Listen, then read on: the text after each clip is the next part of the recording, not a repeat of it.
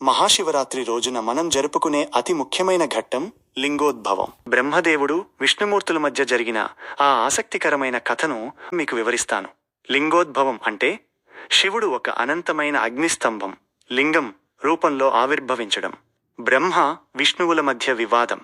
ఒకానొక సమయంలో సృష్టికర్త అయిన బ్రహ్మదేవుడికి రక్షకుడైన శ్రీమహావిష్ణువుకు మధ్య ఎవరు గొప్ప అనే వివాదం నెలకొంది. ఈ వాదన కాస్త పెద్దదై యుద్ధానికి దారితీసే పరిస్థితి వచ్చింది. వారిద్దరి గర్వాన్ని అణచి అసలైన సత్యాన్ని తెలియజేయడానికి పరమశివుడు ఒక అనంతమైన జ్యోతిర్లింగం అగ్నిస్తంభం రూపంలో వారి మధ్య ప్రత్యక్షమయ్యాడు. ఆ లింగం చివరను, శిఖరాన్ని, మొదలును, అడుగును ఎవరు కనుగొంటారో వారే గొప్ప అని ఒక ఆకాశవాణి వినిపిస్తుంది. దాంతో విష్ణుమూర్తి వరాహరూపం అడవి పంది ధరించి భూమిని తవ్వుకుంటూ లింగం అడుగు భాగాన్ని చూడటానికి వెళ్తాడు. బ్రహ్మదేవుడు హంసరూపం ధరించి ఆకాశంలోకి ఎగురుతూ లింగం పైభాగాన్ని చూడటానికి వెళ్తాడు. ఎంతకాలం వెతికినా విష్ణుమూర్తికి లింగం అడుగు భాగం కనిపించదు. తన ఓటమిని అంగీకరించి ఆయన తిరిగి వస్తాడు.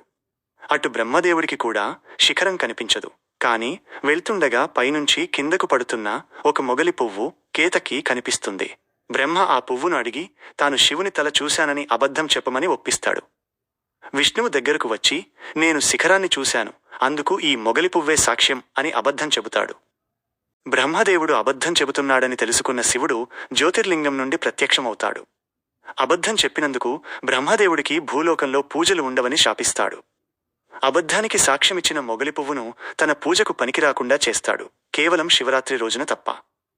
నిజాయితీగా ఓటమిని ఒప్పుకున్న విష్ణుమూర్తిని ఆశీర్వదిస్తాడు. మనం శివుడు ఇలా అనంతమైన జ్యోతి రూపంలో ఆవిర్భవించిన సమయాన్నే లింగోద్భవ కాలం అంటారు. ఇది మహాశివరాత్రి రోజున అర్ధరాత్రి, రాత్రి ఉదయం 11:30 నుండి అర్ధరాత్రి 1 గంటల మధ్య జరుగుతుంది. అందుకే శివరాత్రి నాడు భక్తులు రాత్రంతా మేల్కొని జాగారం, ఆ సమయంలో లింగోద్భవ అభిషేకాలు చూస్తారు. ఈ కథ ద్వారా పరమశివుడు మనకు చెప్పేది ఏంటంటే, దైవానికి ఆది అంతం లేవు. అహంకారం ఉన్న చోట దైవం కనిపించడు. వినయం ఉన్న చోట మాత్రమే మోక్షం లభిస్తుంది. కనుగొన్నవారే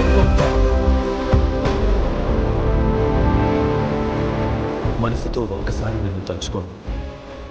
మీ యోగక్షేమాన్ని నేనే చూస్తాను.